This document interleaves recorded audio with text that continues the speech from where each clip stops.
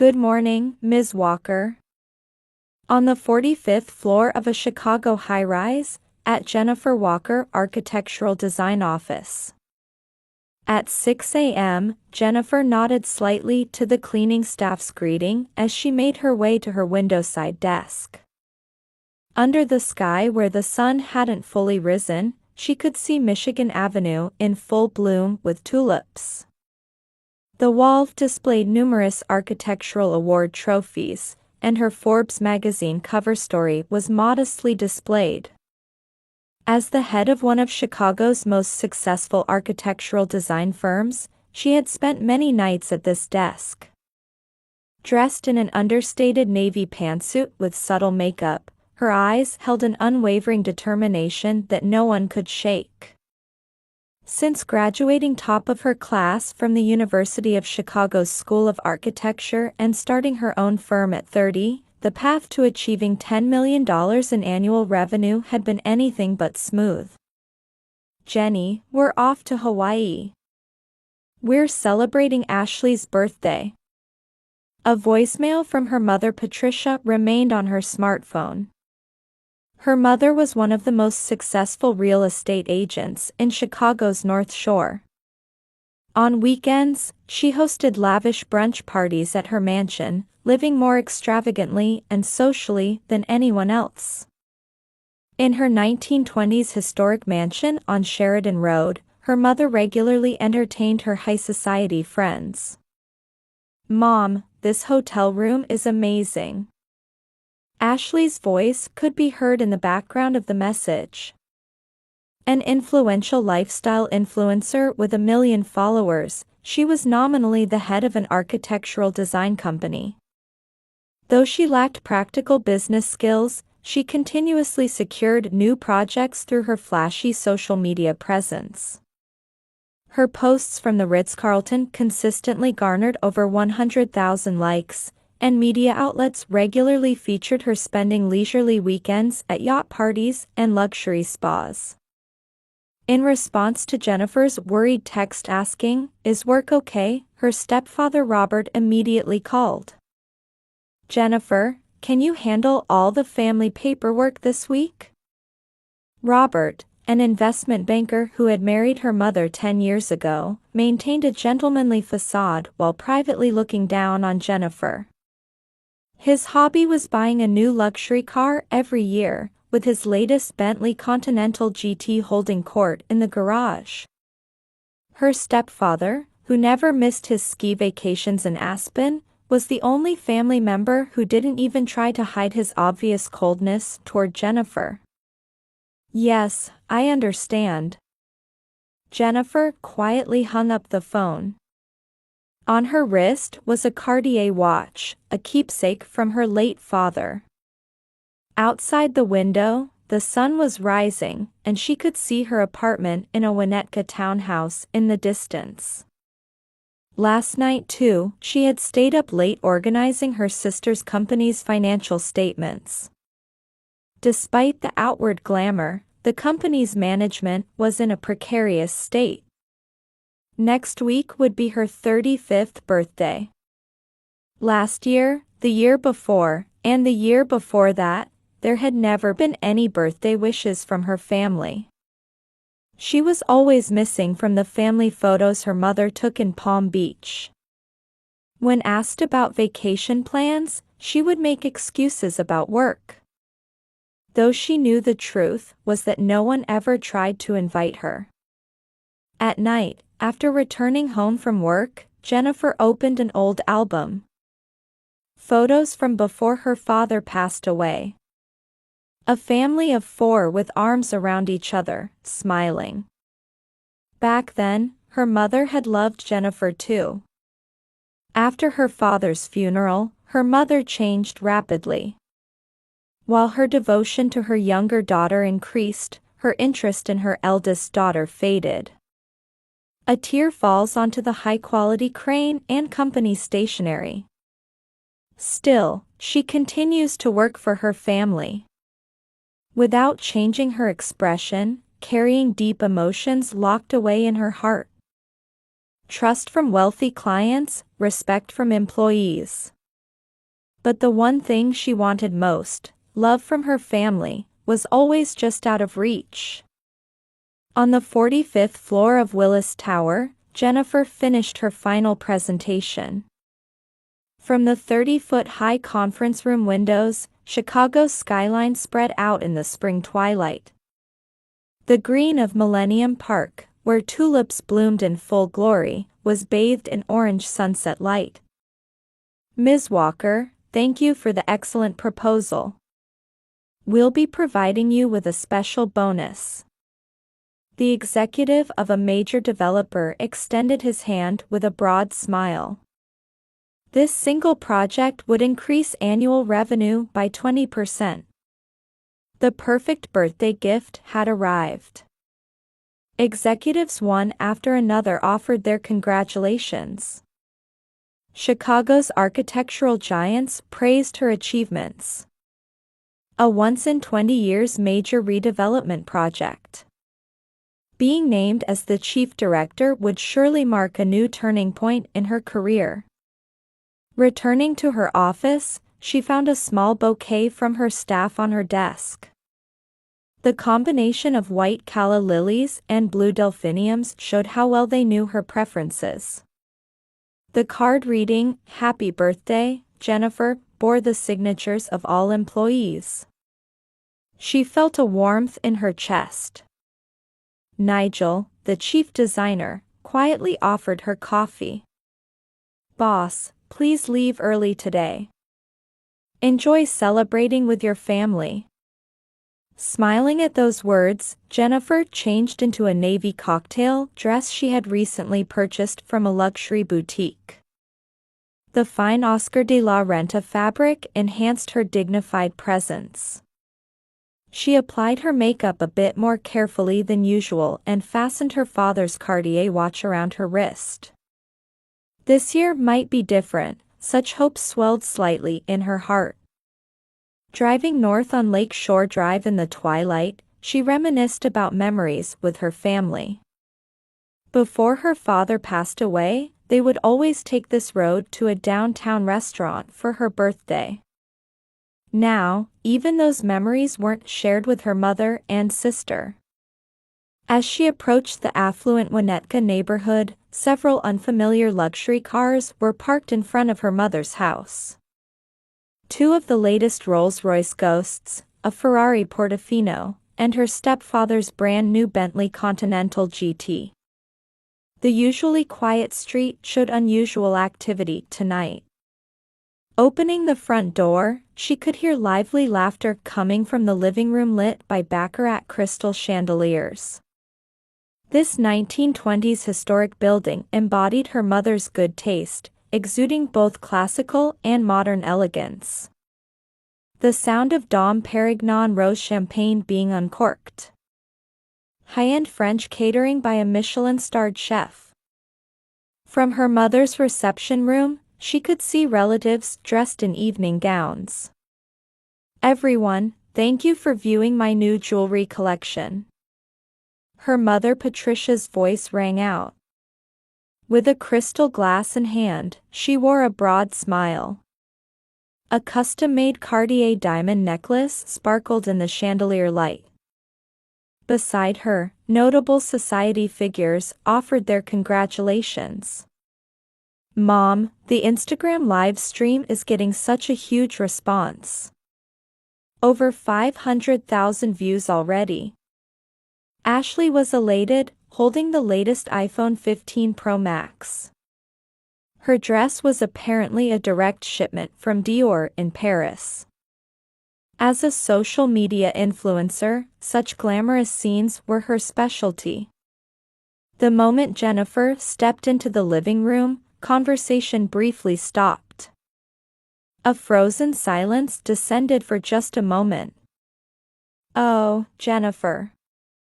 You're early today." Her mother wore a slightly confused expression. Clear disgust showed in her eyes. "What's happening here?" To Jennifer's question, her sister answered lightly. Her red Louboutin heels clicking as she gracefully approached. It's Mom's new jewelry collection debut party. Today was the only day everyone's schedules aligned. Her stepfather Robert, tilting his Christoffel glass, added, "Can you handle the party cleanup?" Her mother, wearing a radiant smile, added, "Oh yes, it was your birthday today, wasn't it?" Everyone laughed and raised their champagne glasses. The sound reflected off the crystal chandeliers, echoing endlessly. Not a single person offered birthday wishes to her. Jennifer quietly climbed the stairs. The thick Persian carpet gently muffled her footsteps. Entering her old room, she took out Crane and Company's premium stationery. Taking her father's keepsake Mont Blanc fountain pen, she began recording the truth. Fighting back tears, she transformed all her thoughts into words. The reality of her sister's company, mounting deficits behind the glamorous social media posts. The truth about her mother's real estate dealings, traces of illegal transactions and tax evasion. The reality of her stepfather's investment firm, evidence of client fund misappropriation. And all the evidence of how she had been secretly supporting everything. Records of countless nights spent maintaining the family's pretenses and vanity. She carefully placed the letter in an envelope and left it on the living room table. The truth recorded on the finest cotton paper had the power to instantly destroy this house of pretense. Packing minimal necessities in her Louis Vuitton travel bag, she made a reservation at a Michelin-starred restaurant on her smartphone.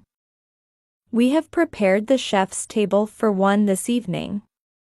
On the other end of the line, Alinia's concierge responded politely. Downstairs, the party's cheers continued.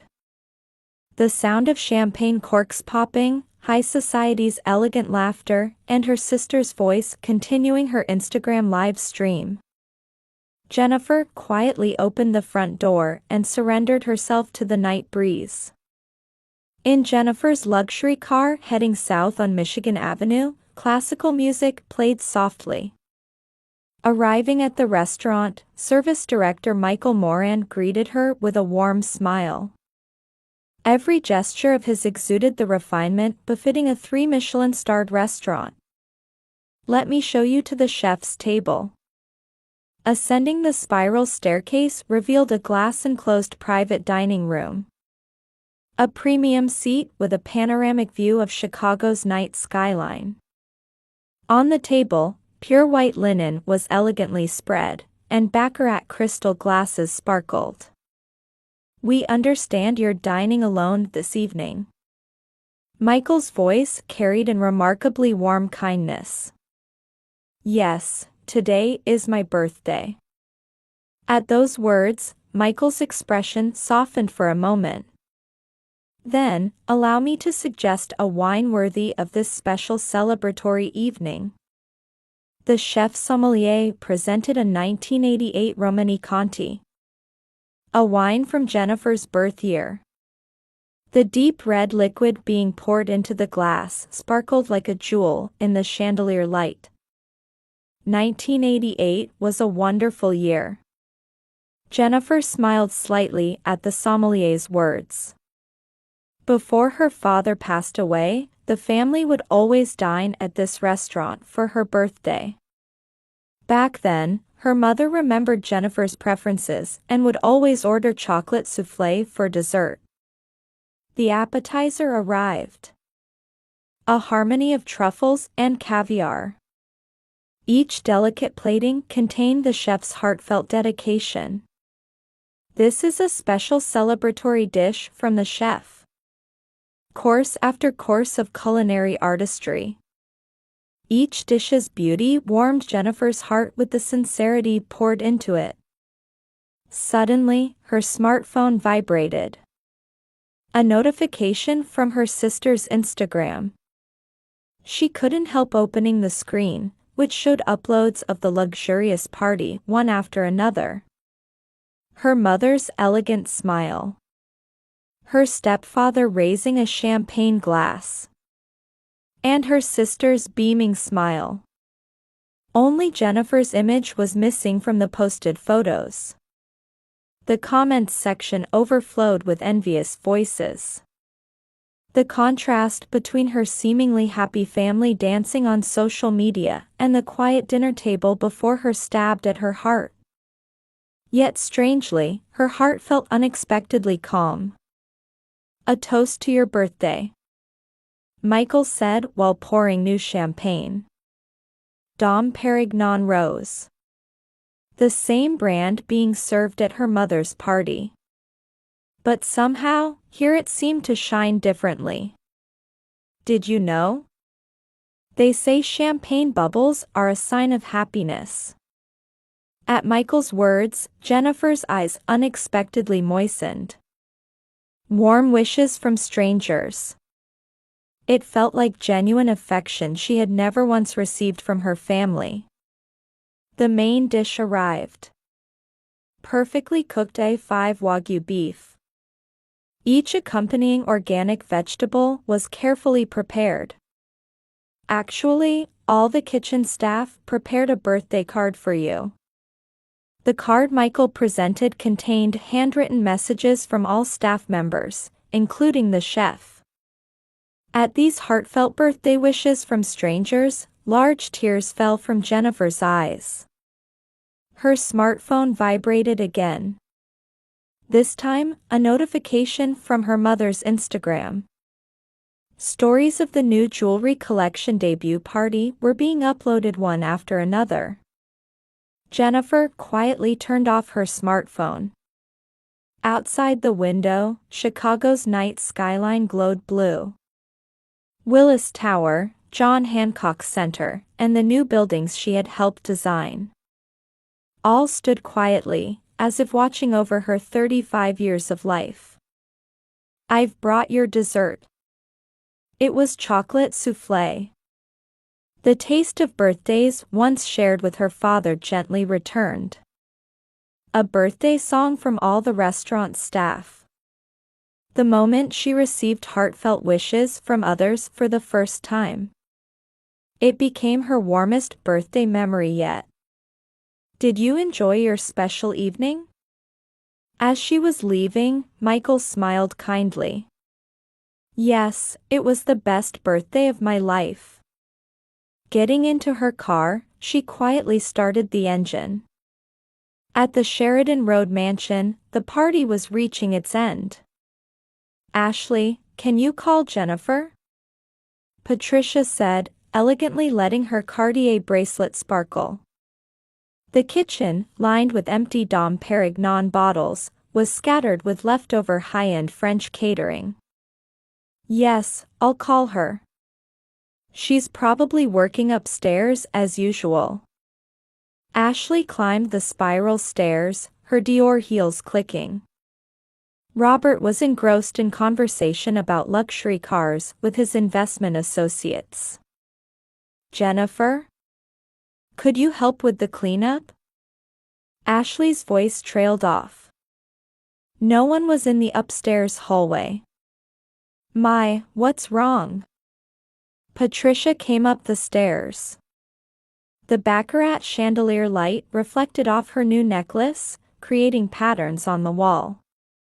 "Jenny's not here." "Well, running away, that's not like her." Just then, their stepfather's voice rang out from the living room. "Patricia. Ashley. Come here right now." His tone lacked its usual composure. When the two hurried downstairs, they saw the premium stationery placed on the living room table.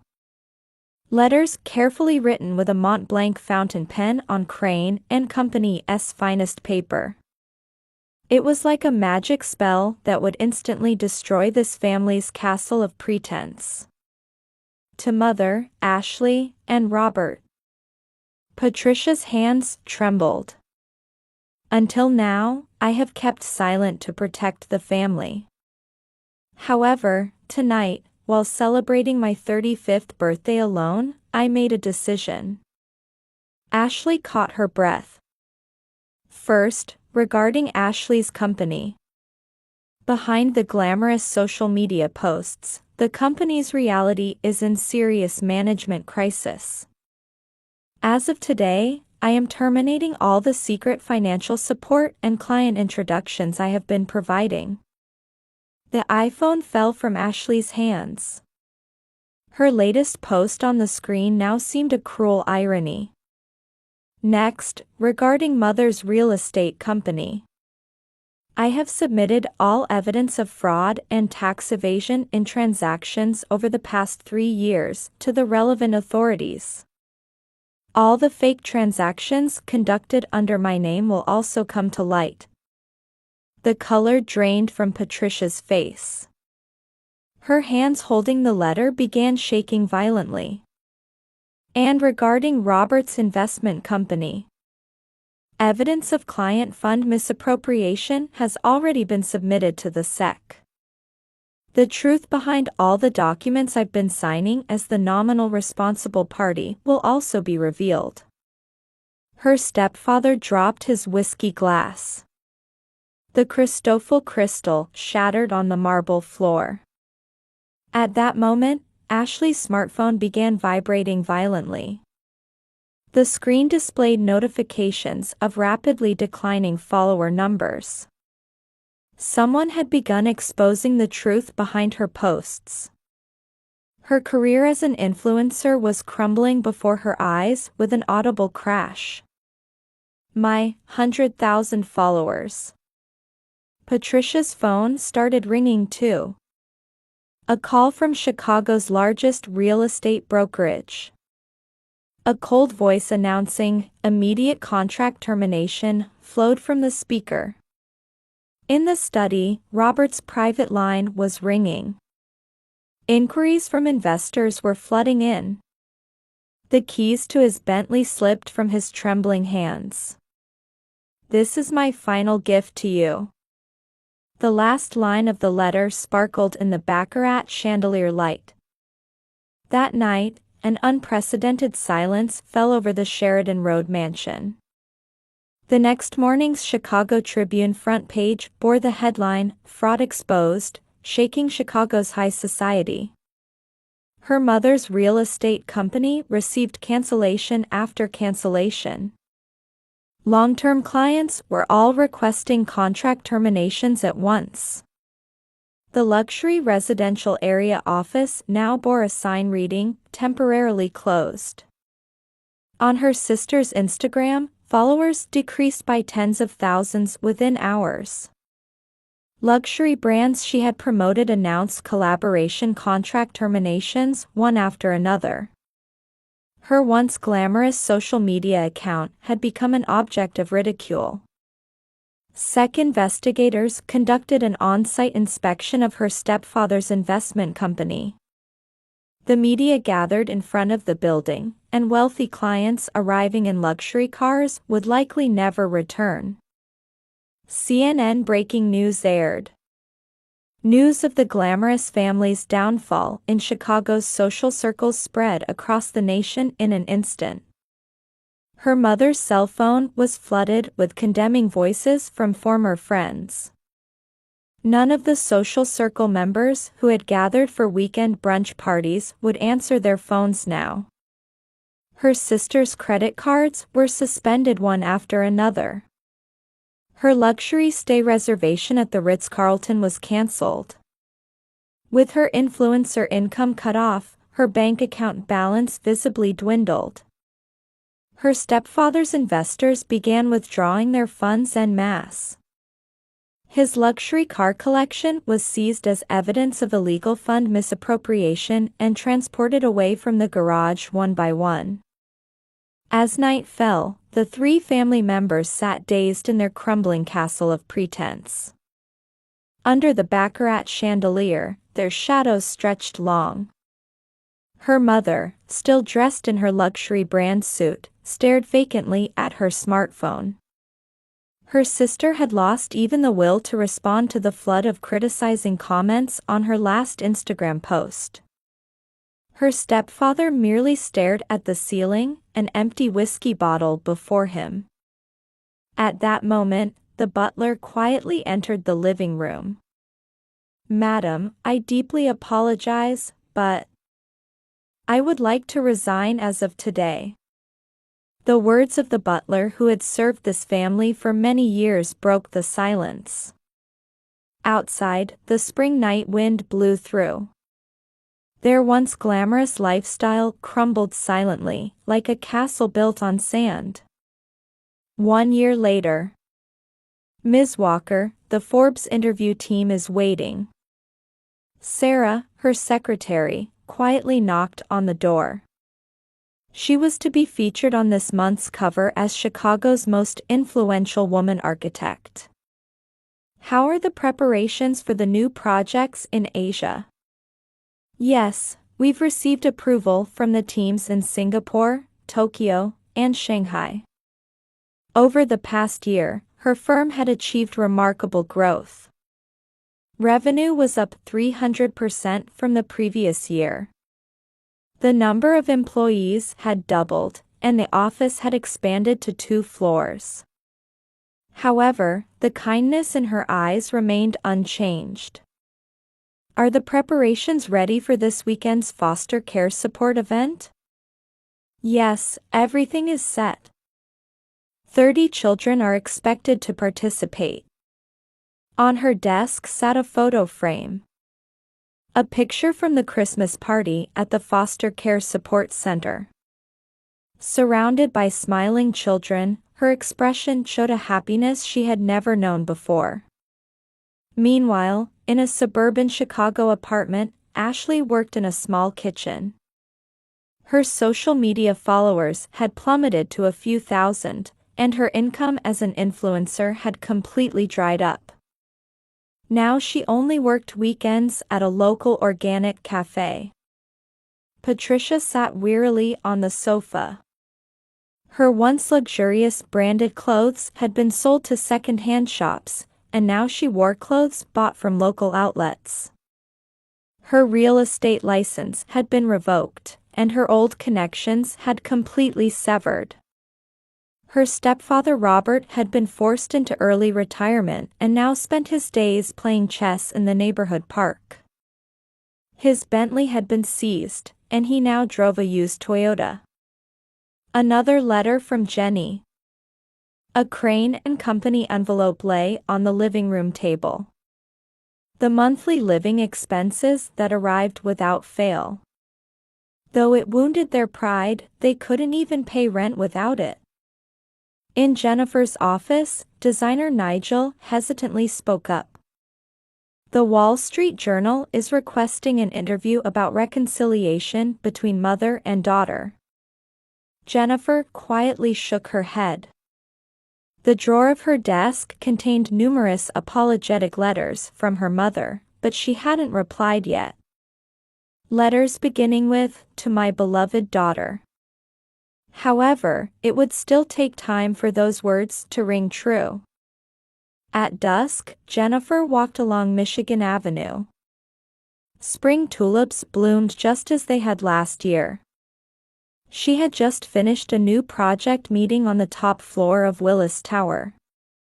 "Jennifer."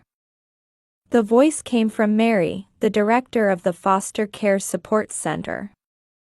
"The children are so looking forward to the Thanksgiving party." Weekend volunteer work had become her new routine. Time spent with the children at the facility taught her the true meaning of family. "Tomorrow is my 36th birthday." At those words, Mary smiled warmly. "We've prepared a wonderful surprise." Together with the children. The next day, the Foster Care Support Center hall was decorated with handmade ornaments. "Happy birthday, Jennifer." 30 children ran up to her, holding handmade cards. Their pure smiles were treasures more valuable than any luxury brand. "We all made the cake." I did the flower decorations. I chose the candles. So many warm words. Pure love without expecting anything in return. It was something her former family could never understand. Her smartphone showed incoming calls from her mother. But now, she wanted to focus on the happiness before her. Happy birthday. A little girl timidly approached. I am so happy I met you, Jennifer. At that moment, the tears flowing down her cheeks were no longer from sadness. Outside, the spring breeze blew gently. A breath of new life enveloped the city of Chicago. On the top floor of Willis Tower, new project blueprints fluttered in the wind. They were designs for a new foster care facility building. She had decided to dedicate her architectural talent to the children's future. The night sky was filled with countless stars. The former castle of pretense had become a distant past, and now a new life filled with genuine love spread before her. Yes, this was true happiness. Jennifer Walker could smile from her heart for the first time. It was proof of genuine happiness that money couldn't buy. In her desk drawer, her mother's apologetic letters still lay unopened. Perhaps someday, she would write a reply to those letters. But for now, she wanted to cherish the happiness before her. Together with her new family, filled with genuine love.